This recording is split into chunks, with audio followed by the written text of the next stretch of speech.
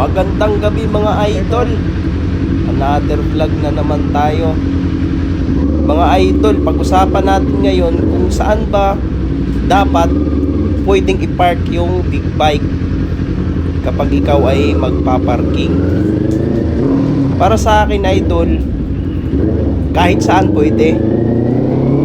Pwedeng dun sa pang small cc, pwede rin dito sa may pang 4 wheels.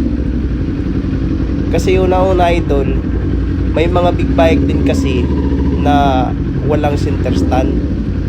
Tulad tong sa akin idol, wala itong center stand.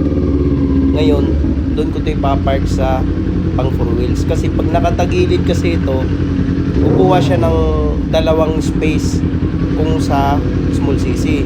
Bali, nakatagilid siya, makukuha niya yung isang space na pang kotse. Ngayon iniiwasan din idol pag doon sa mga motor, iniiwasan ko rin yung gas-gas. Kasi alam mo na pag mga motor na small cc, mabilis lang ihawi-hawi, kaya yung iba nagkakatamaan, hindi na napapansin. Kaya dito ko talaga to i-park. Kaya doon po sa iba na nagsasabi na bakit dyan nakapark yung big bike, yun po yung reason ko bakit